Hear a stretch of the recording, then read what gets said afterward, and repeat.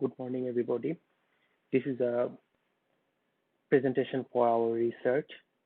My name is Ashiquzzaman, and today I'm going to talk about our research that is a load balancing scheme for gaming server applying reinforcement learning in wireless network. So, in this project, we used a load balancing scheme that implements reinforcement learning in the wireless network to bring in a special kind of project that uses the reinforcement learning ability to give a load balancing system for gaming server. So my name is Ashiquzzaman, and I am from Chonnam National University, and my other researchers are Professor Hye-Young and Jin-Sul. So I, Ashiquzzaman, will talk about this project in briefly for this research. So now let's go to what are the content. As you can see, at first we're going to talk about the introduction and the basicalities of this project, which will be covered in the introduction section, and there will be a load balancing agent applying reinforcement learning, and we will talk about the simulation, the performance analysis, and finally we will talk about what we have done in this project and the conclusion of this project. This presentation is separated in 4 sections, and I'm going to talk about each section briefly in the later part of this presentation. Now, as in the load balancing agent, we're going to talk a little about what is load balancing and what is reinforcement learning and how we have done it in the simulation, and we have analyzed our performance, which is far better than the previous section. And finally, we have talked about the conclusion of this project. Now, let's go to the first part of this project. What are these things that we have talked about? So in the introduction part, I'm going to talk about what is this project is about. Now, a large amount of event data is gathered in a gaming server. So first, I'm going to talk about what is a gaming server. When there is an internet-based multiplayer gaming system, there should be a server that handles all the data input, and it merges and gives the output in a real time so that the gamer can interact between each other via this server and play a game in real time. So this kind of server is called gaming servers, and this kind of server is very, very famous in our modern day world, especially because there are a lot of multiplayer systems. Especially in Korea, if you know, the League of Legends or LOL is a multiplayer internet-based game, and it is very, very famous and it takes a lot of gaming server to manage this kind of massive online playing game. So for this kind of gaming, we need a gaming server. So what is the difference between the gaming server and the general web-based server, such as like Facebook, YouTube, or any kind of website?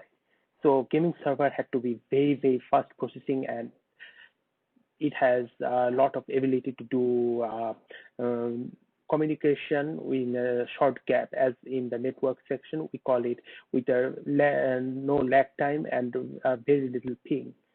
So when the gaming server has a large amount of data, we need some kind of load balancing scheme. So the data that generated from each users to the server, we need to balance this in several gaming servers. So usually in the gaming server system, it is not only one but several kind of servers together. So what we do is that we make load balancing scheme in multiple servers that act as together in one server. So this load balancing scheme is usually done by a heuristic or a machine learning based approach. So both of them are AI based system, as you have known, but in our performance, we have done a new kind of reinforcement learning system. So that gives several advantages than the other systems that we have done in our research system that is superior to the other systems that are commonly used in nowadays. So as you can see from this slide, I'm going to talk a little about what the slide says. So a large amount of event data is generated in this gaming server. So load balancing scheme is crucial for this efficient gaming server. So we have proposed an agent that applied a reinforcement learning based method, and it shows several key functions of our schemes, and it compared the performance of our scheme to a previous research, that is the PROGR, that is a system that has previously used in the multiple load balancing scheme. Now, before talking about the load balancing agent, we have to talk a little bit about the reinforcement learning. What is a reinforcement learning? So as you have known in the previous system, previously, the learning can be two types. There is a passive learning and then active learning. So in the active learning, the learner, which you can also say agent, can interact with its learning environment or his surroundings, and based on his action, he gets some kind of reward, which can be a positive or a negative, and it adjusts his outcome to get the maximum reward or minimize his error to get the maximum kind of reward. This is called reinforcement learning. Now, in the reinforcement learning, we can separate the main components into two parts. One is the agent and one is the environment. So agent takes some kind of action, that is A. For this action, it gets to a new state and it gets a new reward. So that reward is pitched to the agent. If the reward is positive, the agent takes that kind of action more. If the reward is negative, it doesn't take that action and it goes to a new action. And most of these get by one state to another. So basically, the agent improves its behavior to maximize a reward function. Now, what is this reward function? It can be any kind of mathematical function that can reveal how you can measure the goal or achievedness in a single term. So in this agent system, it has to improve its behavior to maximize the reward function, which you have to define for our proposed system. So our proposed system, we work with the load balancing scheme. So in the load balancing scheme, you have to balance the load between the servers so that our load will be not too much in one server and proper in many servers, and not any server is sitting idle. So this should be appropriate behavior for an agent. And how it will learn? It will learn by retiling and learning from its environment. So let's go back to the first thing that we have talked about. In the load balancing agent that applies the reinforcement learning, it has to take some kind of, how can I explain this is possibly? So it takes reward function and it has some kind of system that uses this kind of function, as you can see from the slide. And there is this load balancing agent that applied the reinforcement learning, which is CIJ is that log-based SINR. As you can see, this is the service rate and the base node of user and the base station and what is the service rate. And we calculate the long-term service rate, which is actually the one of the reward function of our agent. So these two functions that here is actually compared the reward function and it gives the agent how to behave. So let's go back to the previous slide we have talked about. So this is the load balancing scheme that is applied in the reinforcement learning, and this is the reward for each station that is allocated properly, and there is an allocation priority. So as I have said before, in the reinforcement learning system, your allocation has to be a priority to manage all the load balancing system. So if you don't allocate this load balancing system in a priority basis, your whole system will be failed, because the online system focused on too much about how to get the load balanced and small left time. So this is the function for each reward based on the station, and the priority of this allocation. Now, in this part, we're going to talk about our simulation and performance analysis. So, as you have known, the gaming server needs to, and our process needs to be simulated rather than apply it in the real scenario first, because making a real-time playground or a seed generator or some kind of real-time simulation is very difficult and expensive in server-based application.